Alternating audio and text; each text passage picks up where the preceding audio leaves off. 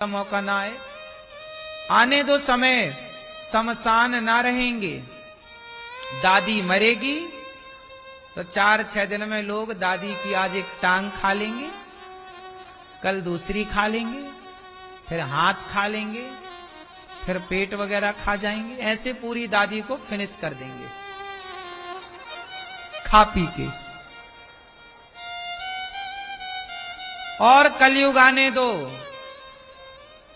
सच बोल रहा हूं, शमशान नहीं रहेंगे। दादा मरेगा तुम्हारा, तुम सोचोगे अच्छा मर गया, 10 दिन का खाना बचा, उसी को पका के तुम ना खा जाओ तो कह देना। ये बहुत सारे देशों में आज भी मनुष्य का मांस खाना शुरू कर दिया लोगों ने।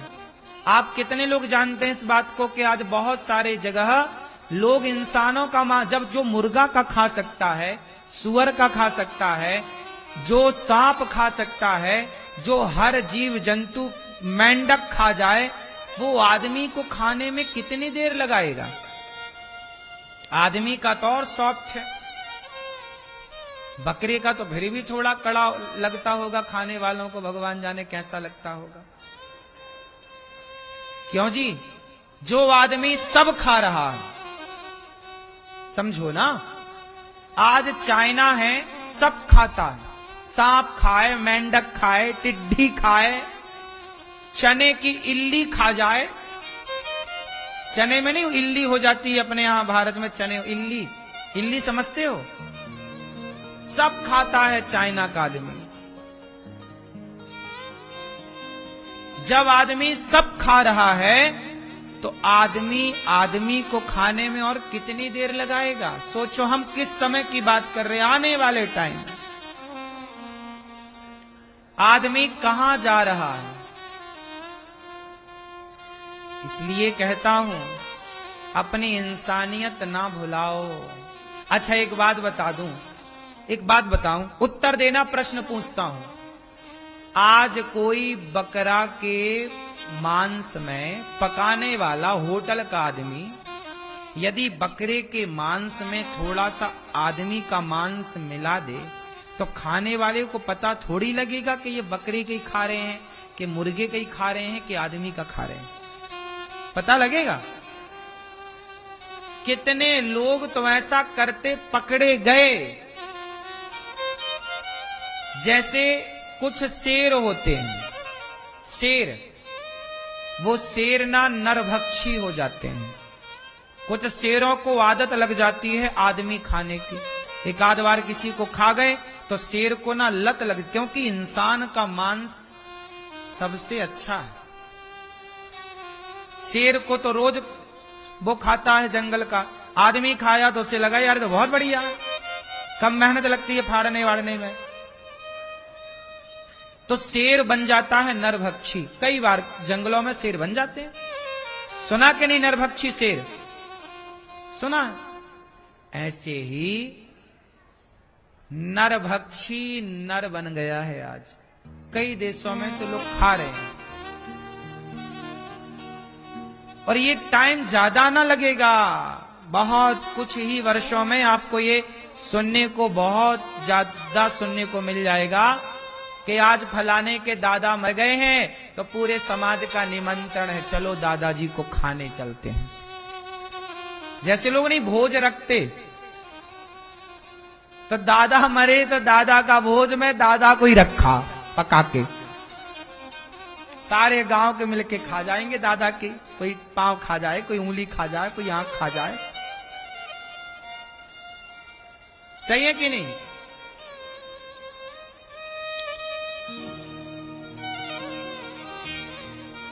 इसलिए कहता हूं कि आप अपने आप को पाप से बचाना चाहते हो तो बारिश को हम रोक नहीं सकते, पर छाता लगाकर अपना बचाव कर सकते हैं। आज के कलयुग में हम पाप को रोक नहीं सकते, पर भक्ति का, ज्ञान का थोड़ा छाता लगाकर अपना अपना बचाव कर सकते हैं। अपने को बचाओ बस,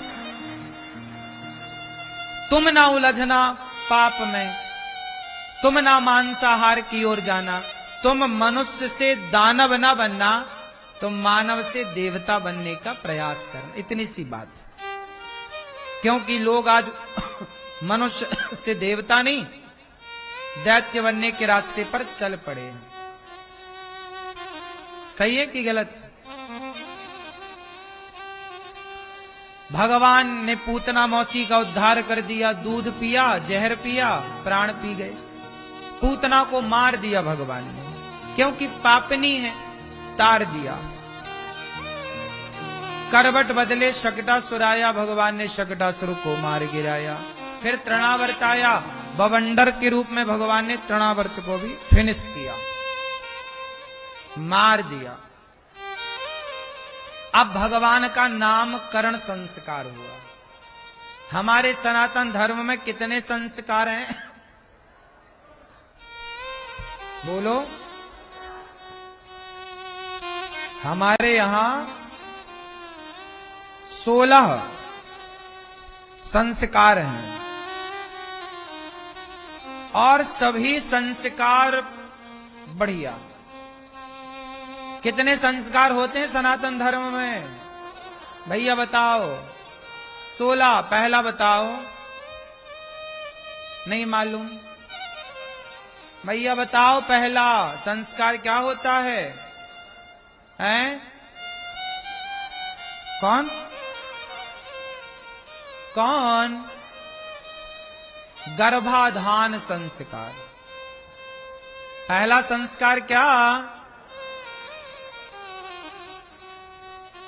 गर्भाधान संस्कार। गर्भाधान संस्कार क्या होता है? जब स्त्री गर्भवती होती है, जब पता चलता है परिवार को कि बहू पत्नी गर्भवती है, तो ब्राह्मण को बुलाकर उसके पेट में जो बच्चा स्थापित हुआ है, उसकी लंबी आयु के लिए, उसकी मंगल कामना के लिए देवी देवताओं की प्रार्थना की जाती है। हे प्रभु, हे हमारे कुल देवता, हे हमारे इष्ट देवता, आप सबकी कृपा से ये बच्चा गर्भ में आया है, अब इसकी रक्षा आप करना।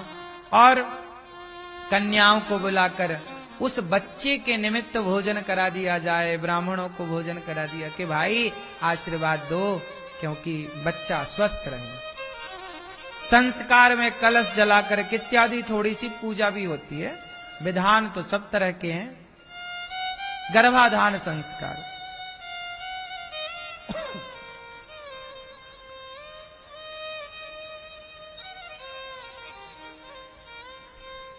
फिर दूसरा संस्कार है पुंसवन संस्कार। जब बच्चा 3 महीने का होता है तो हमारे मनीषियों के द्वारा, विद्वानों के द्वारा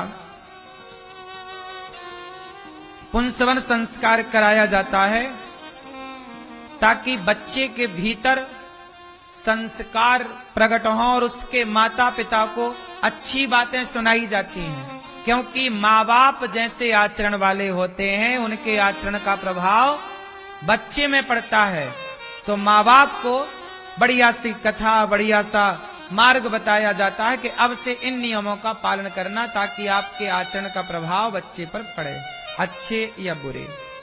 सीमंतोन्नयन संस्कार भी होता है। तीसरा, इसका मुख्य उद्देश्य है कि गर्भिणी स्त्री के मन प्रसन्न रखने के लिए सौभाग्यवती स्त्रियों, सारी सौभाग्यवती स्त्रियां आती हैं और उस गर्भवती नारी की मांग भरती हैं,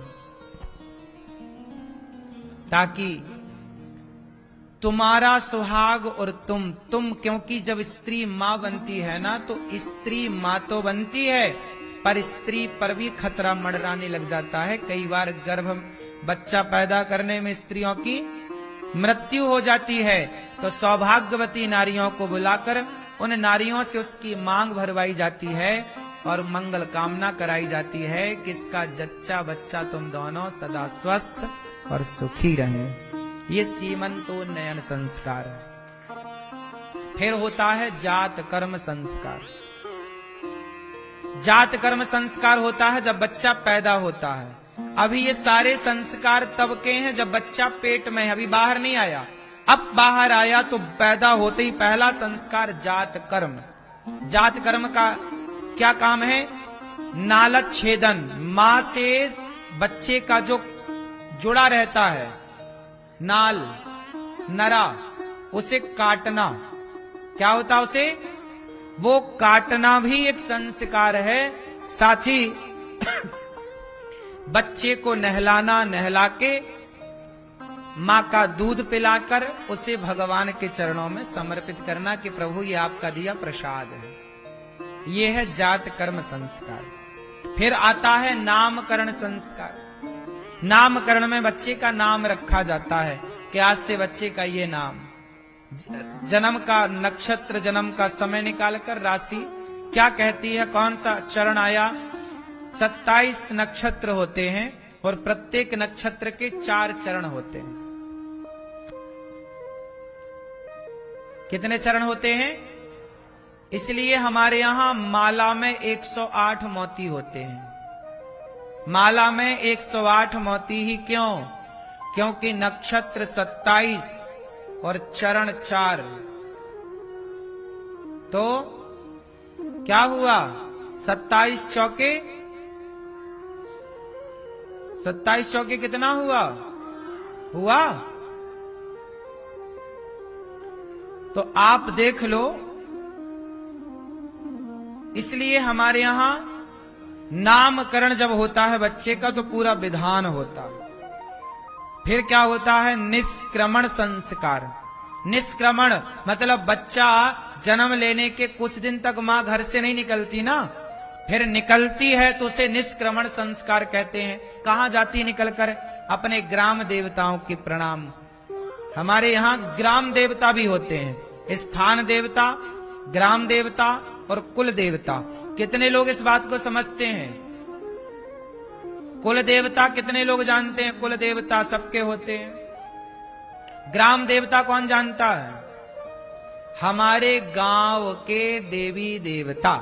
मतलब कोई भी गांव में त्योहार हो, कोई भी बहू के ब्याह हो, बच्चा हो, तो लोग गांव में एक ऐसा स्थान होता है कि लोग वहां जाके माथा टिकवाते हैं। शहरों में भी कोई एक विशेष होता कि ये उसे ग्राम देवता बोला जाता। ग्राम देवताभ्यो नमः।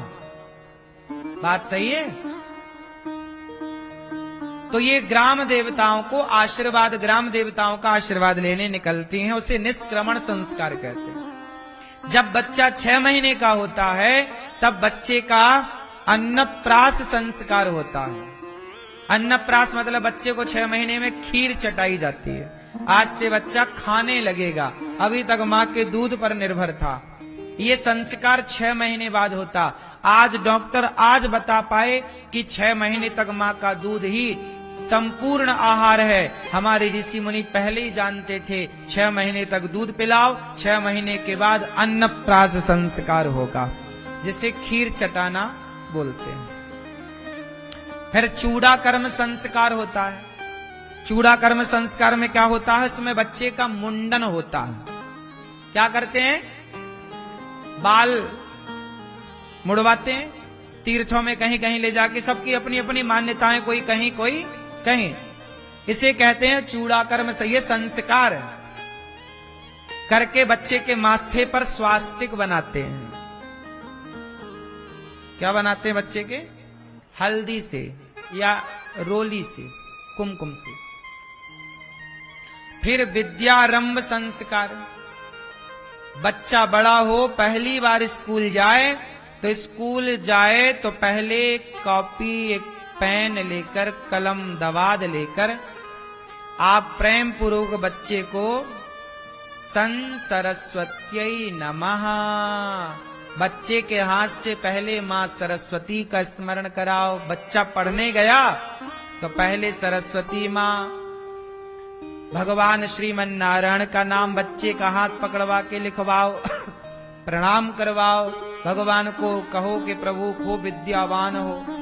जब बच्चा पहली बार गुरु के पास जाता है, वह एक संस्कार होता है। गुरु पूजन के साथ उसे विद्यारंभ संस्कार कहते हैं। से फिर कर्ण भेदन संस्कार। बच्चे के कान छिदाए जाते हैं। आजकल तो कान वान नहीं छिदाते लोग, देखो हमारे छिदे हुए कान, कर्ण भेदन संस्कार, कान छिदवाना यह एक संस्कार है। केवल लड़कियां ही कान छिदवाएं नहीं, लड़के भी कान छिदवाते हैं, ये संस्कार है। कर्ण भेदन संस्कार से बोलते हैं। फिर होता है यज्ञोपवीत संस्कार। कौन सा संस्कार? बच्चा 8 साल का हो गया, 10 साल का हो गया, 14 साल का हो गया, बच्चे को अब यज्ञोपवीत पहनाओ। यदि आप ब्राह्मण हैं तो जैसे अभी गौरी गोपाल गुरुकुल में यज्ञोपवीत हुआ, सब बच्चों को यज्ञोपवीत संस्कार कराए। 8 साल का बच्चा होए तो यज्ञोपवीत करा देना चाहिए। ब्राह्मण का बच्चा 8 साल का हो जाए, 12 साल का हो जाए, अधिक से अधिक 16 वर्ष के भीतर, बल्कि 12 वर्ष के भीतर ही बच्चे का यज्ञोपवीत कराओ। ब्राह्मण, क्षत्रिय 16 वर्ष 21 वर्ष के भीतर क्षत्रियों का यज्ञोपवीत हो जाना चाहिए। वैश्य का यज्ञोपवीत 25 साल के भीतर वैश्य का यज्ञोपवीत हो जाना चाहिए। और शूद्र का यज्ञोपवीत कभी भी हो सकता है। वो अपने गले में जनेऊ को कंठी की तरह बना करके गले में, जैसे कंठी तुलसी की माला नहीं पहनते, ऐसे जनेऊ में एक तुलसी का दाना डाल के सदा के लिए वो अपने गले में जनेऊ पहने। चारों वर्णों को जनेऊ पहनने का विधान है। जनेऊ मतलब यज्ञोपवीत। यज्ञोपवीत सबको पहनना चाहिए। शिखा सबको रखनी चाहिए, सब, ब्राह्मण, क्षत्रिय, वैश्य और शूद्र, सबको, कोई भेद नहीं है हमारे यहाँ। जातियां व्यवस्था के लिए बनी, छुआछूत लोगों ने बना दिया, अंग्रेजों ने, मुगलों ने, बोल बोल के। इसके बाद वेदारंभ। फिर बच्चों को वेद पढ़ाएं, उपनिषद पढ़ाएं, व्याकरण पढ़ाएं, ये शिक्षा दें, ये वेदारंभ संस्कार है। अभी तक बच्चे आपके सामान्य भाषा पढ़ते रहे, अब वेद पढ़ेंगे। ये वेदों का ज्ञान, उपनिषदों का ज्ञान, पुराणों का ज्ञान अर्जित करना, वो ज्ञान जिस ज्ञान से अज्ञान मिटता है, वो वेदारंभ संस्कार। फिर केशांत संस्कार होता है। जब बच्चे की पढ़ाई पूरी हो जाती है तो गुरुजी को दक्षिणा देकर वो गुरुकुल से पढ़ लिख कर विदा होता है और माँ बाप के पास पहुंचता है तो माँ बाप की पूजा करता है, माँ बाप के चरणों में बैठ के। पुत्र कि हम पढ़ लिख कर आए हैं, अब आप आज्ञा करिए क्या। तो माँ बाप को प्रणाम करना है, ये संस्कार। समावर्तन संस्कार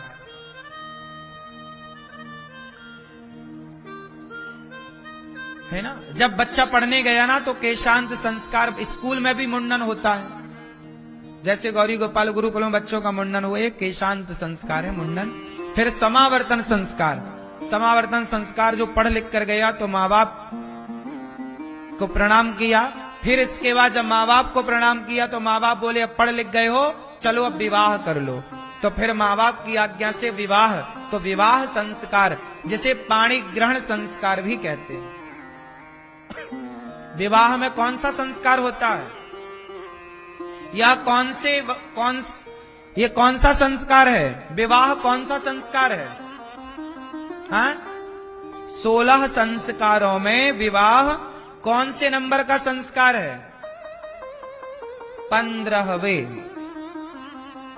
15वां संस्कार विवाह, और 16वां संस्कार क्या है? हाँ? अंत्येष्टि। जब आदमी मर जाता है तो उसके सिर को फोड़कर घी भरा जाता है चिता पर, उसे अंत्येष्टि कहते, कपाल मोचन क्रिया कहते हैं। वही संस्कार 16वां संस्कार। मतलब हमारे यहाँ जन्म लेना भी संस्कार है और मरना भी। ये है सनातन धर्म। हम जन्म से मृत्यु तक संस्कारों के बंधन में बंधे हुए होते हैं। हम मुक्त नहीं हैं, हम बंधन में बंधे हैं। आज के लड़का लड़की मुक्त होना चाहते हैं। किससे मुक्त? पतंग कहे कि यार धागे से मुक्त होना चाहती हूं, पतंग कहे कि मैं धागे से, यदि पतंग धागे से मुक्त हो गई तो क्या पतंग टिकेगी? यदि धागे से मुक्त हो गई तो पतंग ऊपर से नीचे आ जाएगी। आप यदि संस्कारों से मुक्ति चाहते हैं तो जो संस्कारों से मुक्त हुआ वही रावण, वही सूर्पनखा हो गए। ये दोनों भाई बहन संस्कारों से मुक्त हो गए, बंधे नहीं। रावण कहता है सीता मैया को चुरा लाया साधु बनकर। बताओ क्या ये संस्कार है कि आप साधु का रूप बनाए और किसी महिला को चुरा लाएं? साधु संतों को बदनाम कर रहा है रावण। और रावण की बहन भी कम नहीं, सूर्पनखा। राम जी के पास गई, बोली हम कुंवारी हैं, शादी कर लो। शादीशुदा है ये। शादी के बाद इसके पति का नाम है विद्युत जिह्वा, सूर्पनखा के पति का नाम। पति है, इसके पति को रावण ने मार दिया था। और क्या बोल रही है कि मैं कुंवारी हूं। देखो जरा, 100 चूहे खा के बिल्ली गंगा नहाने चली। ठीक है, सूर्पनखा शादीशुदा है। मैया, पीली मैया, जा रही हो मेरी मां? जा रही हो? जाओ, टाटा, आना जल्दी है। गुस्सा तो नहीं हो गई? सूर्पनखा को ऐसा बोल दिया, ऐसा तो नहीं गुस्सा हो गए?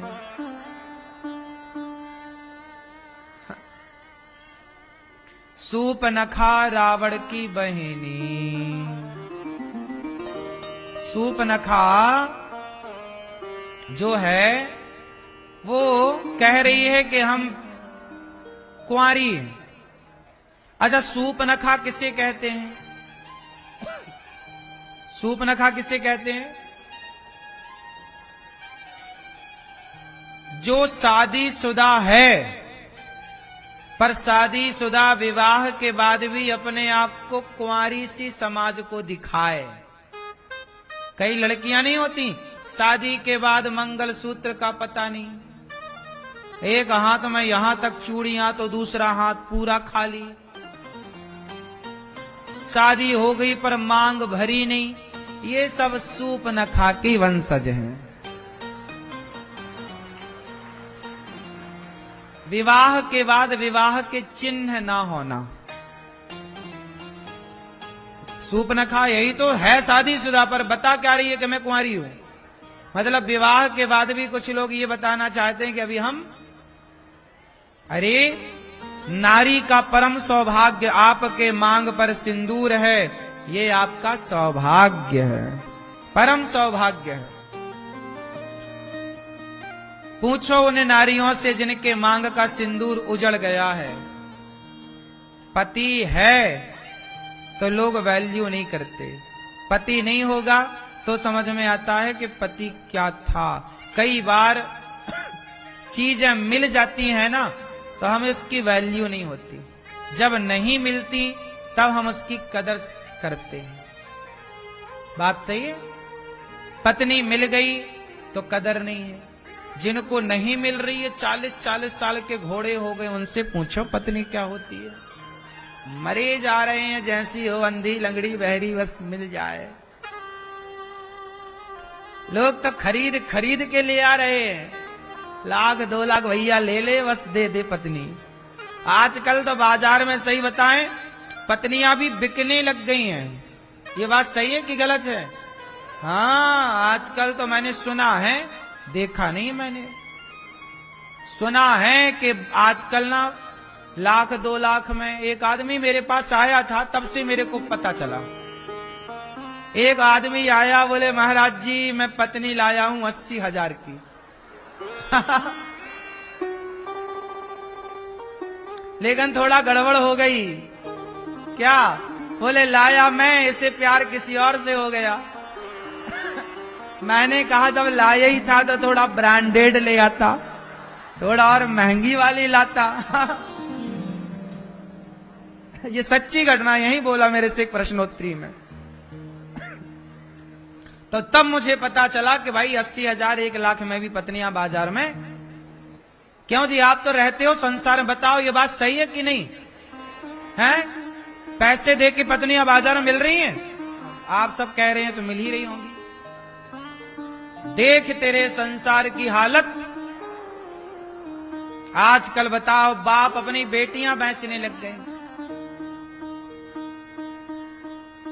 भाई कौन बेच रहा? अब जो खरीद के ला रहे हैं वो कौन बेच रहा होगा?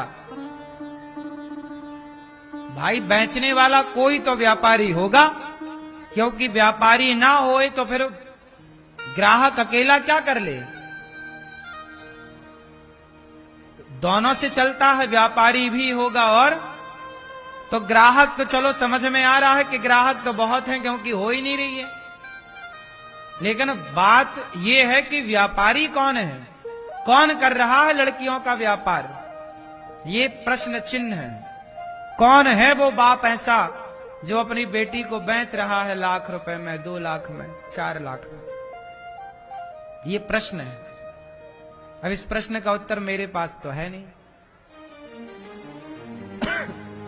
पर समाज की ये आईना है, ये दर्पण है कि देखो आप इतने विकसित हो गए, इतने विकास में चले गए कि आज इंसान यहां लाख लाख 2-2 लाख में बिकने लग गए। बाप कैसा बाप था जो बेटी को पाल पोस कर बड़ा करता था, सम्मान के साथ कन्यादान करता था। सोचो कि अब ऐसा पिता जो बेटी को लाख 2 लाख बेच दे, ऐसा पिता ना हो जो बेटी को बेच दे। क्यों? फिर तो बात यह हो गई कि आजकल बेटी बाप के हाथ में भी सुरक्षित नहीं है। यदि बाप ऐसी बेचते रहे तो बाप पे भरोसा उठ जाएगा, बाप संदेह में आ जाएगा। इसलिए पिता संदेह में ना चला जाए, इसलिए हर पिता को अपने पिता की गरिमा को बचाए रखनी चाहिए। मैया मोबाइल वाली मैया, बैठ जाओ मेरी माँ। ए लाला, बैठ के बना लो वीडियो। सब बैठ जाओ, प्रार्थना करो।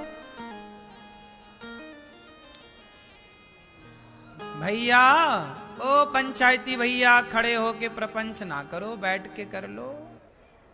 सुनो, जब आदमी मर जाता है तो बाजे क्यों बजते हैं? जन्म लेने में बाजे बजे तो अच्छा है, शादी ब्याह में बाजे बजते ही हैं, बहुत अच्छा है। पर मरने पर बाजे क्यों बजते हैं? इसका कारण है कि हम सनातनी मृत्यु भी एक उत्सव है। मृत्यु भी क्या है? हाँ, हमारे यहां मरना भी एक उत्सव है कि भाई जीवन पूरा हो गया, कार्यकाल पूरा हो गया। बूढ़े ठेले जब मरते हैं अपनी आयु, ये मैया ने कहा कि 100 साल बाद बाजे बजते हैं। हाँ, ये भी परंपरा है कहीं कि भाई कोई बूढ़ा मर जाए तो, अब कोई जवान मर जाए तो वो तो बड़ा कष्टदायक है। भाई बूढ़ा 80 साल के बाद कोई मर जाए तो दुखद नहीं होता। 80 साल के बाद कोई मर जाए, 85 के बाद मर जाए, 90 के बाद मर जाए तो ये बहुत बड़ा दुख नहीं है भाई। वो तो अपनी अस्ताचल की ओर है, सूर्य अस्ताचल की ओर है, मतलब अस्त। ऐसी जिंदगी भी आपकी अस्त की ओर है। तो 80 के बाद तो फिर ठीक है, बाजे बजती हैं। लेकिन हमारे यहां मृत्यु भी एक उत्सव है। कैसे? ये बात अज्ञानियों के लिए नहीं है, तुम्हारी समझ में कितना आएगी मुझे नहीं पता, लेकिन हमारे यहां मरना भला है दूर का। कबीरदास जी कहते हैं, मरने से सब जग डरा। मरने से सब जग डरा, सबको डर लगता है, पर कबीर जी कहते हैं मेरे मन आनंद। मरने से सब जग डरा, मेरे मन आनंद। बोले क्यों? कब मरी हूं कब भेंटी हूं, मृत्यु क्या है, ईश्वर से मिलने का दिन है। इसलिए लोग बाजे बजाते हैं कि आज भगवान से मिलन हो रहा है, लेकिन ये बात दुख में डूबा प्राणी नहीं समझ सकता। लेकिन ये आध्यात्मिक बात है कि वह भी एक उत्सव है। जीवात्मा में जीवात्मा परमात्मा से मिल गया, मिलन हो गया, उत्सव। इसलिए बाजा बजाने की भी परंपरा है, पैसे बरसाने की भी परंपरा है मुर्दे के ऊपर। जब आदमी जाता है शमशान तक, रास्ते भर क्या बरसाते हैं उसके ऊपर, बतासा, लाई, मुरमुरा, मखाना, पैसा। बोलो हाँ, पैसे काहे बरसाते हैं? इसलिए कि ए आदमी सारी जिंदगी बड़ा पैसा पैसा करता था, अब तेरी छाती में बरस रहे हैं पैसा, हिम्मत है तो उठा के दिखा।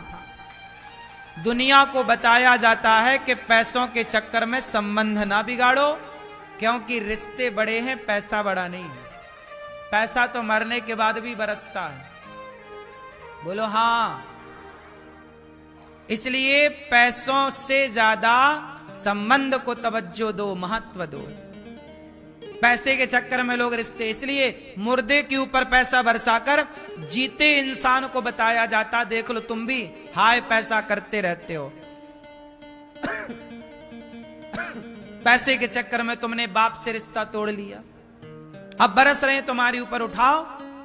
रिश्ते बड़े हैं साहब, पैसे बड़ा नहीं है। अच्छा बताओ, पैसा बड़ा होता है कि संबंध बड़े होते हैं? क्या बड़ा?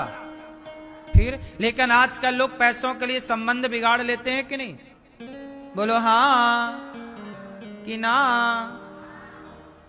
मैया आप भी बिगाड़ लेती हो संबंध सास से, और जेठानी से तो तुम्हारे बहुत खराब संबंध हैं, देवरानी से तो बिल्कुल नहीं बनती कुछ लोगों की।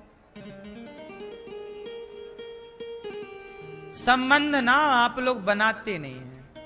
आजकल आदमी इतनी सी सोच वाला हो गया, हम, हमारा पति, हमारे बच्चे, बस। नहीं, ऐसे में आप खुश ना रह पाओगे। पति के साथ कितनी बातें करोगे, कब तक बैठोगे? थोड़ा जेठानी भी हो किसी फंक्शन में, अच्छा लगता है कि नहीं? भाई भी है, बड़ा भाई भी, छोटा भाई, आज एक साथ है। भाई भौजाई भी है और बहू भी है, सब माँ है, पिता है, मौसी है, बुआ है, परिवार है ना, अच्छा लगता है। क्यों? दादी है, दादा है। लेकिन पता नहीं आप लोगों को कौन सा भूत सवार हो गया, अकेले रहने की आदत हो गई। अकेले ना रहा करो, सबके साथ रहने की आदत बनाओ। जो परिवार संगठित हैं, हम ये नहीं कहते कि एक ही चूल्हे पे बनाओ, नहीं, अलग, सबके अलग अलग चूल्हे हों, कोई बात नहीं। बड़ा भाई अलग कमा रहा, छोटा अलग। एक एक घंटे बहुएं अपनी मां से बात करती हैं, केवल मां से अटैचमेंट है। लेकिन कौन सी बहू, कौन सी देवरानी इस देश में ऐसी है जो 1 घंटे जेठानी से बात करती हो? कौन सी जेठानी ऐसी है जो 1 घंटे देवरानी से बात करती हो? कोई 2-4% होंगी भी, हम ये नहीं कहते कि नहीं। लेकिन आज केवल बस माँ, बेटी, मेरी माँ, मेरी बेटी, मेरी माँ, और कुछ नहीं। सास भूखी प्यासी मर रही है, माँ खा लिया? नहीं बहू, बेटा बेटी, वो बहू बहुत दुष्ट है हमारी। सास देखो, अपनी माँ की बड़ी फिक्र है, लेकिन तुम्हारी सास भी तो किसी की माँ है। हर बहू अपनी अपनी सास को माँ माने और हर बहू अपनी अपनी सास को खुश रखे, तो तुम्हारी माँ भी तो अपने आप खुश हो जाएगी, क्योंकि तुम्हारी भौजाई तुम्हारी माँ का ख्याल रखेगी। हम दूसरों के लिए बने हैं, समझो। हम किसके लिए बने हैं? अपने बच्चों का पेट सब भरते हैं, अपने बारे में सब सोचते हैं, पर ईश्वर ने मानव जाति को दूसरे के लिए डिजाइन किया है। कुत्ता किसी का पेट नहीं भरता, उसे रोटी का टुकड़ा मिल जाएगा तो कुत्ता अपने बच्चे को भी नहीं खवाएगा। बंदर को आप केला दो, बंदर का बच्चा उसकी छाती से लिपटा बंदरिया की छाती से, बहू को खवाए बेटा तुम भी तो काम कर दे। कभी सास भी कहे बहू को बेटा तुम काम करती होगी, थक गई होगी, बेटा पहले तुम खाओ। क्या वो घर होगा? वो घर ना स्वर्ग होगा जहां कभी बहू परोस रही है सास को और सास हंसती हंसती खा रही है।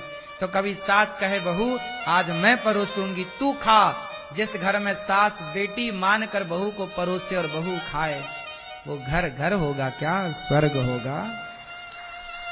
एक दूसरे के लिए जीना, जीना सिर्फ तेरे लिए। अपने लिए तो पक्षी जी रहे हैं, अपने लिए तो पशु जी रहे हैं। आजकल का आदमी अज्ञानवश सब नष्ट कर रहा है, सब बिगाड़ रहा। पैसे, आजकल लड़की शादी करके आती है, माताएं बताती हैं शादी हुई 3 महीने बाद लड़की कहने लगती है कि ये प्लॉट हमारे नाम पे कर दो, हमारे खाते पे इतना पैसा। अरे जब तुम शादी करके आ गई हो तो पति और तुम में कोई भेद थोड़ी है। पर लड़की की मां कहती है हमारी बेटी के नाम कर दो प्रॉपर्टी। हाँ, तुम करके भेजती बुढ़िया थोड़ी सी।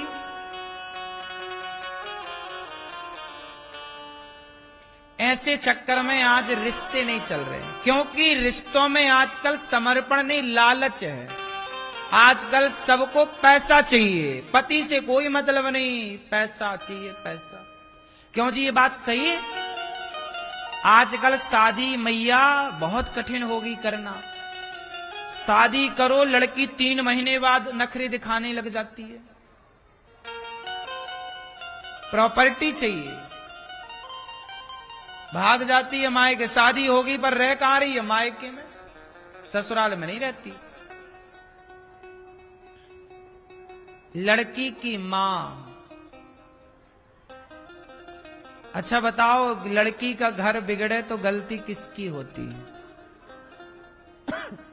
पति पत्नी की लड़ाई होती है, ये बड़ा मुद्दा नहीं है।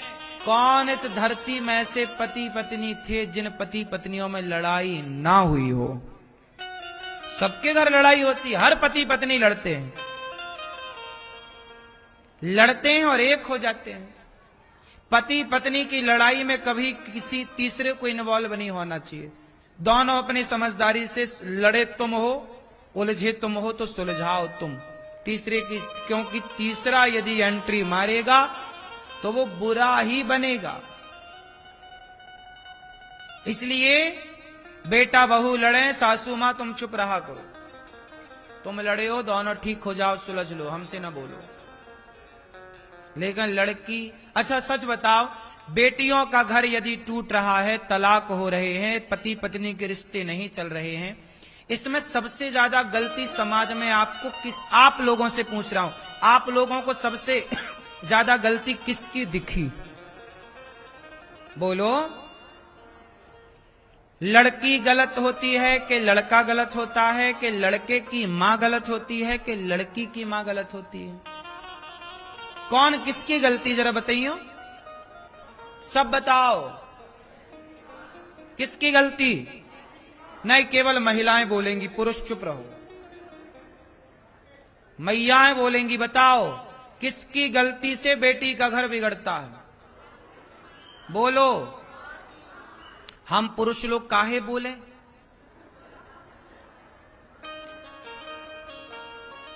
हम लोग काहे बोले?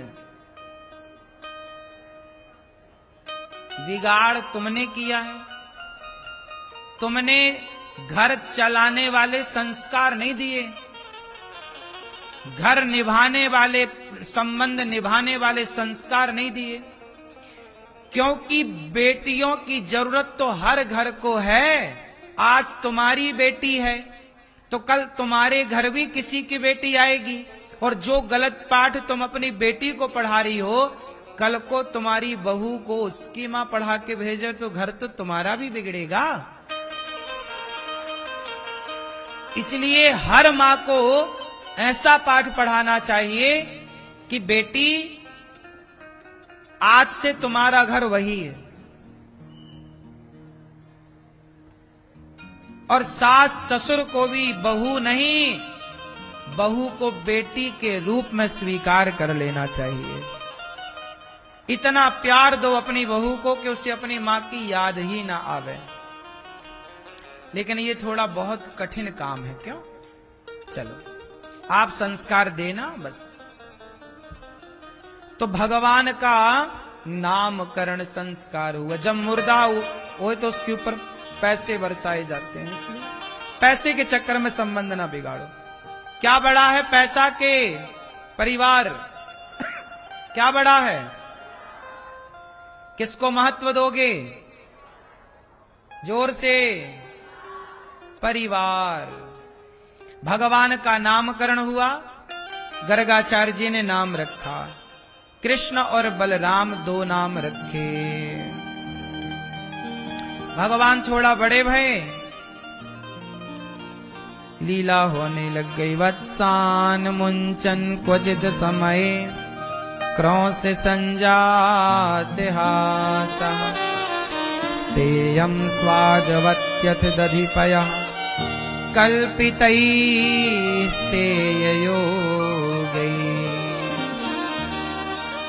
छोटे छोटे बछड़ों को खोल देते भगवान की। अब बाल लीला चालू हो गई। कौन सी लीला? बाल लीला। माखन चुराना, मटकी तोड़ना। गोपियां जाती तो कन्हैया कहते, गोपियां कहती हैं कन्हैया जाने दे, हम तुझे माखन कल देंगी, तू जो कहेगा, दही दूध जो तेरा मन खाने पीने का होगा, अभी जाने दे लाला। गोपियां जाती, कभी मटकी पे चढ़कर माखन निकालते, ग्वाल बालों का गोला बनाते। सब लीला है भगवान की। इस तरह भगवान बाल लीलाएं करते हैं। माखन चुराना, मटकी तोड़ना। गोपियों के घर जा जा करके माखन निकाल लेते हैं। गोपियां कहती हैं वत्सान मुंचन, बछड़े खोल देते हैं। कन्हैया शिकायत, अरे मैया, ओ यशोदा, मैया से शिकायत करती हैं गोपियां। सच्चाई ये है कि गोपियां शिकायत नहीं करती। गोपियां शिकायत के बहाने कन्हैया से मिलने जाती थी कि चलो शिकायत तो बहाना है, इसी बहाने देख लेंगी। देखना चाहती हैं गोपियां कृष्ण को। बहुत प्यार करती हैं गोपियां कृष्ण को। एक पल भी ना रहे गोपियां कृष्ण के बिना।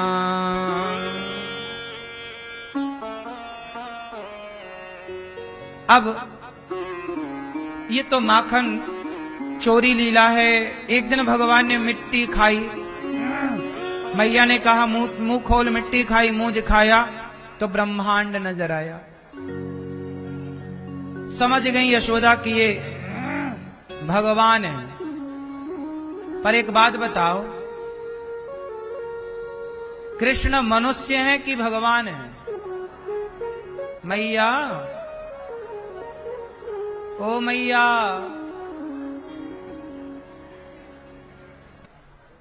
कृष्ण कौन है? भगवान। क्या प्रमाण है आपके पास कि कृष्ण भगवान है? प्रमाण दो। क्या प्रमाण? एक उंगली से पहाड़ उठाने वाला कोई इंसान तो नहीं हो सकता। यदि इंसान होता तो आज भी बहुत इंसान है। कोई उठाए एक उंगली से पहाड़, ये काम इंसानों के वश का, इसलिए कृष्ण भगवान है। दूसरा, आज भी इतने इंसान हैं, कोई अपने मुंह में दिखाए ब्रह्मांड, कृष्ण ने दिखाया, ये भगवान है। भगवान ने कालिया नाग के ऊपर नृत्य किया। कृष्ण ने गीता सुनाई तो आज युगों के बाद भी उनकी कही गीता लोग सुनते और सुनाते हैं और सीखते हैं। आज धरती में किसी व्यक्ति का ज्ञान युगों तक तो नहीं चला, पर गीता का ज्ञान जो हुआ, आप जब देखेंगे तो कृष्ण साक्षात नारायण है। लीला करने आए ना मनुष्य बनकर, तो ऐसा लगा कि ये भी मनुष्य, लोगों ने उन्हें मनुष्य मान लिया। वो मनुष्य है नहीं, मनुष्य जैसी लीला करते हैं। अब मिट्टी इत्यादि दिखाई, ना हम भक्षितवानम व सर्वे मिथ्या विशंसिना, कहा भगवान ने मैंने नहीं खाई, ठीक है। मैया ने भूला भी दिया जो देखा। राजा परीक्षित जी ने कहा, गुरुदेव ऐसा कौन सा पुण्य हुआ मां यशोदा से कि कृष्ण के बेटे